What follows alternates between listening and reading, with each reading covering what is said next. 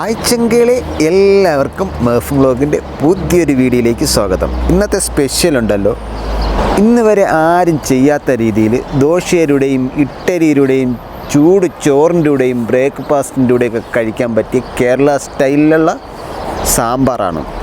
ഈ വീഡിയോയിൽ കാണിക്കുന്ന രീതിയിൽ സാമ്പാർ ഒരു തവണ നിങ്ങൾ തയ്യാറാക്കി നോക്കിക്കോ. ഇനി എന്നും നിങ്ങളുടെ വീട്ടിൽ ഇതേ രീതിയിലായിരിക്കും സാമ്പാർ റെഡിയാക്കി എടുക്കുന്നത്. അപ്പോൾ ഇതുപോലെയുള്ള മനോഹരമായ വീഡിയോകൾ നമ്മൾ എന്നും ഈ ചാനൽ അപ്ലോഡ് ചെയ്യാറുണ്ട്.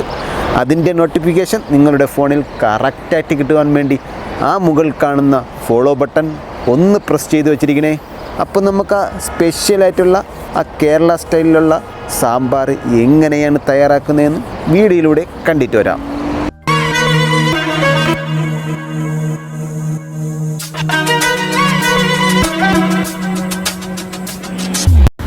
ആദ്യമായിട്ട് സാമ്പാറിനുള്ള പരിപ്പ് വേവിച്ചെടുക്കണം.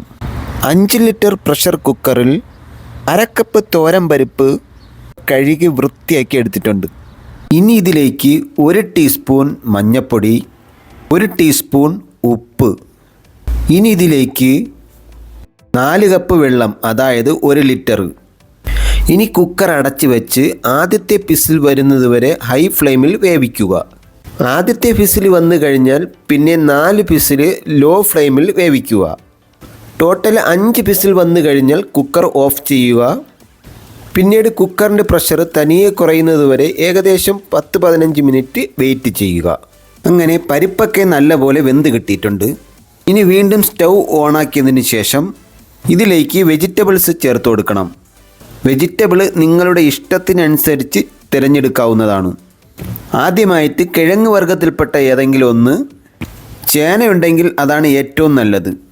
ചേന ഇല്ലെങ്കിൽ ഉരുളക്കിഴങ്ങ് ചേർക്കാവുന്നതാണ്. ഞാനിവിടെ തൊലി കളഞ്ഞ് കട്ട് ചെയ്തെടുത്ത ചേനയാണ് ഉപയോഗിക്കുന്നത്. ചേന വേവാൻ അല്പം താമസമുള്ളതാണ്, അതുകൊണ്ട് ചെറിയ പീസായി കട്ട് ചെയ്തെടുക്കുക. പിന്നെ വേണ്ടത് മത്തങ്ങ തൊലി കളഞ്ഞ് കട്ട് ചെയ്തത്, കുമ്പളങ്ങ കട്ട് ചെയ്തത്, മുരിങ്ങയ്ക്ക അതിൻ്റെ പുറത്തെ തൊലി കത്തി കൊണ്ട് ചുരണ്ടിയിട്ട് നീളത്തിന് കട്ട് ചെയ്തെടുത്തത്, അതുപോലെ തന്നെ പടവലങ്ങ അതിൻ്റെ പുറത്തുള്ള വെള്ളത്തൊലി കത്തി കൊണ്ട് ചുരണ്ടി അകത്തുള്ള സീഡ് കളഞ്ഞ് കട്ട് ചെയ്തെടുത്തത്, വഴുതനങ്ങ കട്ട് ചെയ്തത്, ചേമ്പ് കട്ട് ചെയ്തത്, ക്യാരറ്റ് കട്ട് ചെയ്തത്, വെള്ളരിക്ക കട്ട് ചെയ്തത്, പയറ്, ബീൻസ്, കൊത്തമര. ഞാനിവിടെ പയറാണ് ഉപയോഗിക്കുന്നത്. 8 ചെറിയ ഉള്ളി, വലുതാണെങ്കിൽ കട്ട് ചെയ്താൽ മതി, ചെറുതാണെങ്കിൽ മുഴുവൻ ഇട്ട് കൊടുത്താലും മതിയാകും. ചെറിയുള്ളി ഇല്ലെങ്കിൽ മാത്രം സവാള ഇടുക. 2 പച്ചമുളക് നീളത്തിൽ കീറിയത്, 1 തണ്ട് കരിവേപ്പില. ഇത്രയും വെജിറ്റബിളാണ് നമുക്ക് ആവശ്യമുള്ളത്. ഞാനിവിടെ 3/4 കിലോ വെജിറ്റബിൾസാണ് ഉപയോഗിച്ചിരിക്കുന്നത്. ക്ലീൻ ചെയ്ത് കട്ട് ചെയ്തതിന് ശേഷമുള്ള വെയിറ്റാണ് 3/4 കിലോ.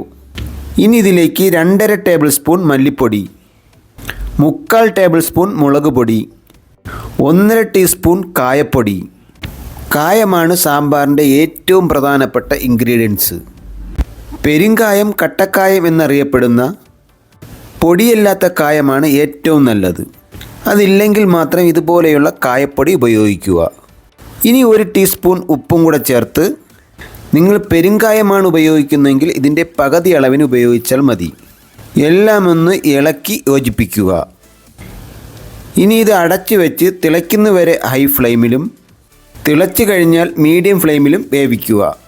കുക്കറിൻ്റെ അടപ്പ് ഉപയോഗിക്കരുത്, മറ്റേതെങ്കിലും അടപ്പ് ഉപയോഗിക്കുക. ഇങ്ങനെ ഏകദേശം 20 മിനിറ്റെങ്കിലും വേവിച്ചാലേ വെജിറ്റബിളൊക്കെ നല്ലപോലെ വെന്ത് കിട്ടുകയുള്ളൂ.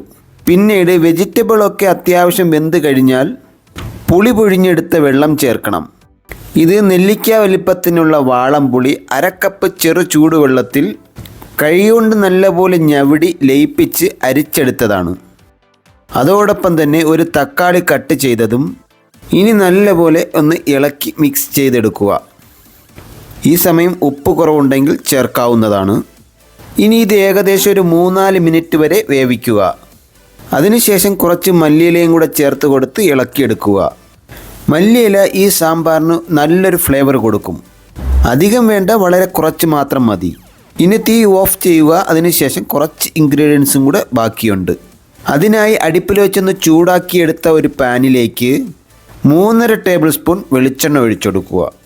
വെളിച്ചെണ്ണ നല്ലപോലെ ചൂടായാൽ വെണ്ടയ്ക്ക കട്ട് ചെയ്തത് ചേർത്ത് കൊടുക്കുക. ഇനി ഇത് 2 മിനിറ്റ് വരെ ചെറുതായിട്ടൊന്ന് ഇളക്കി ഫ്രൈ ചെയ്തെടുക്കുക. വെണ്ടയ്ക്കയുടെ ഒട്ടിപ്പിടിക്കുന്ന രീതി മാറുന്നതിന് വേണ്ടിയാണ് നമ്മൾ ഇങ്ങനെ ഫ്രൈ ചെയ്യുന്നത്. ഇതായിട്ടുണ്ട്. ഇനി നമുക്ക് എണ്ണയിൽ നിന്നും കോരി സാമ്പാറിലേക്ക് ചേർത്ത് കൊടുക്കാം. ഇപ്പോൾ ഇവിടെ എല്ലാം കോരി മാറ്റിയിട്ടുണ്ട്. ഇനി വെണ്ടയ്ക്ക ചേർത്ത് കൊടുത്തിട്ട് പിന്നീട് ബാലൻസുള്ള എണ്ണയിലേക്ക് 1 ടീസ്പൂൺ കടുക് ചേർത്ത് കൊടുക്കുക. കടുകെല്ലാം പൊട്ടിക്കഴിഞ്ഞാൽ തീ കുറച്ച് വെച്ച് ഇതിലേക്ക് 4-5 വെളുത്തുള്ളി ചെറുതായിട്ട് അരിഞ്ഞതും കൂടെ ചേർത്ത് കൊടുക്കുക. വെളുത്തുള്ളി ഒരു ഗോൾഡൻ കളർ ആവുന്നത് വരെ ഇളക്കി കൊടുക്കുക. അതിനുശേഷം ഇതിലേക്ക് 3-4 വറ്റൽമുളക് ചേർത്ത് കൊടുക്കുക. ഉണക്കമുളക് കളർ മാറുന്നത് വരെ ഏകദേശം ഒരു 10 സെക്കൻഡ് ഇളക്കി കൊടുക്കുക. ഈ സമയം മുഴുവനും സ്റ്റൗ ലോ ഫ്ലെയിമിൽ തന്നെ വയ്ക്കുക. ശേഷം ഇതിലേക്ക് 1 തണ്ട് കറിവേപ്പിലയും കൂടെ ചേർത്ത് ഇളക്കിയെടുക്കുക. ഇനി ഇതിലേക്ക് 1 ടേബിൾ സ്പൂൺ മല്ലിപ്പൊടി, 1/2 ടേബിൾ സ്പൂൺ മുളക് പൊടി, 1/2 ടീസ്പൂൺ കായപ്പൊടി, 1 ടേബിൾ സ്പൂൺ സാമ്പാർ മസാല. ഇത് ഓപ്ഷനാണ്, ഉണ്ടെങ്കിൽ മാത്രം ചേർത്ത് കൊടുക്കുക. ഇത്രയും ചേർത്ത് 10-15 സെക്കൻഡ് റോസ്റ്റ് ചെയ്യുക. ഈ സമയം തീ ലോ ഫ്ലെയിമിൽ തന്നെ വയ്ക്കുക.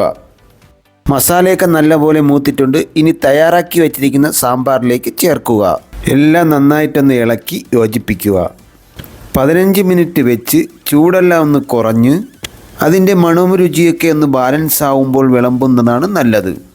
ചൂട് ചോറിൻ്റെ കൂടെയും അപ്പത്തിൻ്റെ കൂടെയും ഇഡ്ഡലിയുടെയും ദോശയുടെയൊക്കെ കഴിക്കാൻ അടിപൊളി ടേസ്റ്റാണ്.